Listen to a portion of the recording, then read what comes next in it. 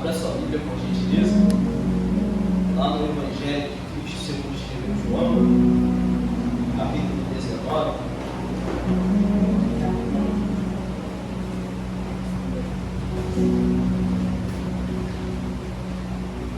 Isso, capítulo 19, versículo número 34. Irmãos, eu quero agradecer a Deus enquanto você se localiza pela vida do nosso irmão Tiago, que foi a ponte para nós estarmos aqui. Eu quero agradecer a Deus pela vida do pastor Leandro. Ele falando aqui, eu fico muito feliz porque nós vamos caminhando agora para 5 aninhos de congregação e, como líder, eu fico muito feliz com o que Deus tem feito. Me chamo o pastor Leonardo, sou pastor presidente da Igreja Nova Jerusalém. Quero agradecer a Deus. Sou novo aqui, eu não conheço quase nada, fiquei bem perdido para chegar aqui. Sou nascido e criado lá no lado de Seropeste, eu moro há muito tempo para cá. Nós temos a filial aqui, não sei se é Barbante, o nome do lado ali, acho que é Nova Guiar, não posso assim, Ouro, por ali. Nós temos a filial ali. Nosso diácono Josiel vem aqui ministrar a palavra. Não, desde já peço perdão pela minha voz, como resfriado. A gente vai tentar entregar aquilo que Deus colocou no nosso coração. Minha esposa manda um abraço.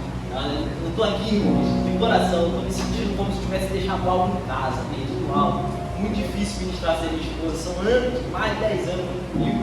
E hoje com uma RN em casa, uma recém-nascida, acabou de tomar aquela injeção BCG, sabe como é que era? A febre da criança. E ela manda um abraço para a igreja. Eu confesso que eu estou aqui, irmão. Parece que está faltando metade de mim. Eu estou lá em casa, mas eu trouxe um recado de Deus. João, capítulo 19, verso 34. Irmãos, sou bem respeitador. Não vim aqui pregar sobre pré-tribulacionismo, sobre doutrina bíblica, sobre nada. Vim pregar sobre o verbo vivo que desceu do céu. Quero pregar sobre Jesus. Quer o senhor diga amém? Diz assim a minha tradução. Mas os soldados, vamos ler o verso 33 também, por gentileza. Mas quando chegaram a Jesus, vendo que já estava morto, não lhe quebraram as pernas, mas um dos soldados perfurou um dos lados com uma lança, e logo saiu sangue e água. Irmãos, eu não sou o tipo de ministro que fica pedindo para repetir, pega na mão, não. Mas dentro da psicanálise, quando você repete algo, você memoriza. No 3 eu peço que você repita assim, ó: sangue e água, só uma vez, só isso, só vou te pedir isso hoje. Vamos lá? 1, 2, 3. Sangue e água. Eu preciso falar algo. Eu quero direcionar aos irmãos que estavam adorando. Nós pegamos em alguns congressos, algumas igrejas, entre aspas, grandes, e é muito difícil você ver a essência que eu estava vendo e sentindo aqui quando vocês estavam adorando. Preservem essa essência, adorem com essa essência, porque não é sobre técnica, é sobre entrega. Vocês estavam entregando as suas adorações em nome de Jesus. Irmãos, Cristo, ele é correlacionado na Bíblia com algumas coisas, ele é parafraseado. Algumas coisas na Bíblia têm a tipologia de Cristo. Eu não sei se os irmãos sabem, mas eu creio que vocês sabem que é uma igreja bíblica. Jesus, ele pode ser correlacionado à pedra, porque lá em Mateus 16, 18, ele é a pedra da edificação, aonde a igreja ela é edificada. Jesus, ele também é colocado por Pedro como a pedra de esquina, aquela que foi rejeitada pelos homens, mas não foi rejeitada por Deus. Jesus também ele é a pedra do memorial para Josué, quando ele atravessa aquele rio e coloca umas pedras, aonde o que está escrito está lá até hoje, porque o que foi marcado em Cristo ficou aberto até hoje para mim, para você ter a oportunidade de se render a Ele. Então ele também é a pedra de descanso para Jacó, quando Jacó deita a cabeça numa pedra, depois de estar sendo perseguido pelo seu irmão Esaú. Jacó vai ver o céu aberto, só que deserto é lugar quente, irmão. Deserto é lugar que não tem como tirar cochilo. E sejamos sinceros, irmão, quem de nós vai deitar a cabeça numa pedra, vai dormir e ainda vai ver o céu aberto e escada, com anjos descendo, anjos subindo? Ninguém aqui na igreja, a não ser que essa pedra é Jesus. Quando eu e você descansamos na pedra chamada Jesus, na pedra angular, nós temos a oportunidade perseguições pelo céu aberto. Outra tipologia de Jesus ser pedra é que lá em Isaías capítulo 26, verso 18, se não me falha a memória, ou 28, verso 16, Isaías vai dizer que ele é a pedra da edificação, ele é aquele que fundou a igreja. Ou seja, se Jesus ele é a pedra, nós também vemos ele falando que ele é a porta. Lembra? Quando ele está pregando, ele está falando que quem não passa pela porta que é ele, é ladrão e salteador do rebanho. Ele também fala que ele é o pão vivo que desceu do céu. Ele também fala que ele é a água para quem tem sede na beira daquele poço. Jesus é tudo isso que a gente precisa. Jesus é tudo isso correlacionado com a Bíblia. Só que tem algo aqui, irmão, que durante 10 anos que nós ministramos a palavra e 5 liderando, eu nunca tinha percebido. Poucas pessoas falam ou pregam sobre o sangue de Jesus. Nós temos o costume de dizer que o sangue de Jesus tem poder, mas eu não sei se você sabe a propriedade que tem desse sangue. Às vezes nós falamos no nome, no sangue de Jesus, mas eu quero trazer a analogia do sangue dele aqui para essa casa de adoração.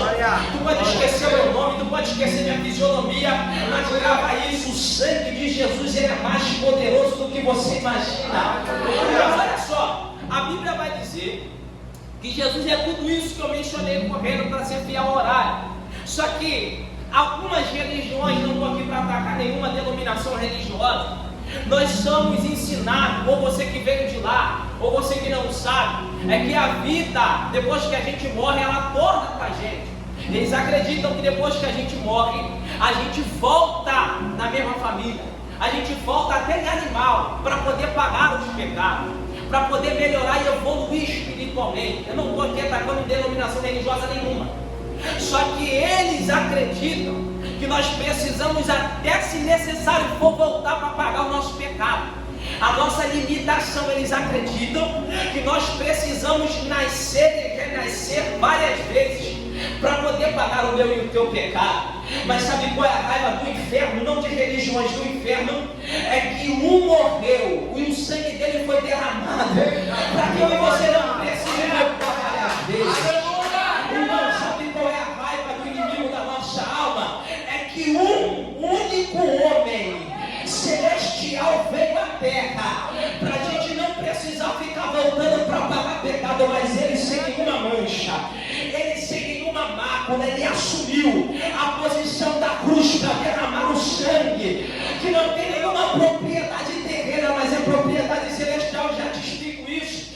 Então, irmão, sabe qual é a raiva de algumas pessoas que não entendem a propriedade do sangue de Cristo? É que mesmo eu e você sendo falho, pecador, limitado, eu não sei se aqui tem quarta pessoa da Trindade Santa, mas a Bíblia diz que aquele que diz que não tem pecado já está pecando porque está mentindo. Então, como meros pecadores, é que a gente bebe, mas nessa noite não é uma mesa posta para traidor, é mesa para quem não abandona o Evangelho, é Deus te dando direcionamento, não amostra as suas feridas para qualquer. Tenha sabedoria, porque eu vou direcionar pessoas para te curar. Sangue tem feridas que começou escondida. A maior doença, a maior guerra são doenças psicossomáticas no século XXI, não é nem carnal. E ela é para começar no sangue. Porque tem batalhas que a gente está travando faz tempo e ninguém nem sabe. Tem guerras que a gente suporta e ninguém nem sabe. Só que Jesus ele veio por um propósito. Olha só, Tiago, eu estou querendo pregar dentro do texto. Eu fiz esboço aqui com mais de 40 linhas, mas não estou nem conseguindo ler. Olha isso aqui. Jesus ele veio para derramar o sangue, não para quem é bonzinho. Ele veio derramar o sangue para quem está doente e ferido. Eu não vim para o são e sim para os enfermos. Aleluia. Irmãos, semideus é para outro lugar. Aqui eu estou falando para pessoas que sentem a dor da pancada ministerial. Jesus, ele tinha um propósito. Ele veio para sofrer, mas a gente quer receber o bem de Deus e não o mal. A gente se prepara para o churrasco do culto de ação de graça, mas não para o processo do deserto. Aleluia. Só que nem todo banquete Deus está. E nem todo deserto é sinônimo de diabo estar trabalhando. Irmãos, quem vos fala passa processo que, dependendo do nível espiritual do crente, vai falar, está em pecado, mas não é. Eu e você somos humanos. O que corre na nossa veia é sangue normal. Nós estamos sujeitos a ser assaltados, a passar por enfermidade, a ter a conta hackeada, ou seja lá o que for. É normal, irmão. O que não é normal é você esquecer de alguém que derramou sangue por você. Irmão, você pode esquecer tudo mais grave isso. Ele derramou sangue não para nos julgar, mas para nos amar. Jesus, ele tem a característica celestial no seu sangue. Eu anotei aqui algumas coisas. A Bíblia vai dizer, irmãos, que quando Caim mata Abel, ainda todo sangue, o sangue de Abel é derramado. O que a Bíblia diz? O sangue de Abel começa a clamar por justiça, começa a clamar por vingança. Por quê? Porque o sangue de Abel é um sangue normal, promoção da terra. Só tem um, a não ser Jesus, que é o primeiro Adão, que não tinha promoção no terreno. Ele foi gerado, ele foi feito do barro. Só que Adão, ele deu a brecha para o pecado entrar. E a Bíblia diz que Jesus era o segundo Adão, viria para poder corrigir todo o pecado da humanidade. Então, enquanto o sangue de Abel clama por justiça, outro sangue foi derramado por misericórdia.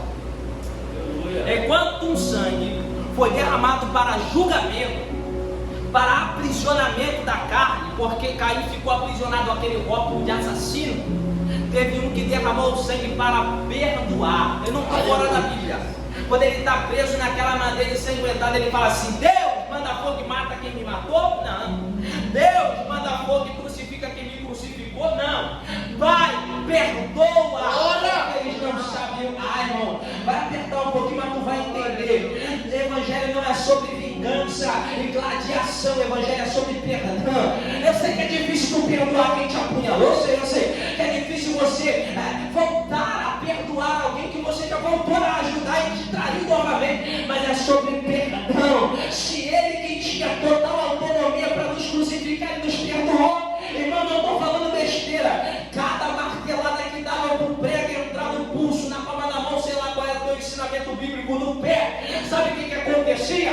Aquele soldado romano também era sujo com o sangue de Jesus. Eles também eram manchados com o sangue de Jesus. Mas mesmo sangrando, com coroa de espinho, mesmo todo furado, sabe? Aquela cruz cheia de sangue, olhando para baixo, vendo o soldado com a mão suja do sangue dele. Ele falou: eu sei por quem estou derramando esse sangue. Eu derramo pelo Judas Iscariote, por quem me crucificou, para quem não abriu mão de mim. Sabe que Deus está falando através da sua palavra, mesmo sangrando e vendo o sangue dele na mão de alguém. Ele falou: perdoa quem me fez sangrar. A pergunta retórica que eu faço para você essa noite é: vai ver alguém que te feriu, vai perdoar? Ou tu vai falar: nessa terra aqui Deus não pode mexer, vou guardar no meu bolso? Só que Deus, ele é especialista em trazer alguém desconhecido de outro lugar para te falar: perdoa quem te feriu, volta lá atrás, não precisa conviver, mas perdoa, não precisa andar junto, mas libera o perdão. Pastor, ele nos perdoou antes mesmo de você falhar.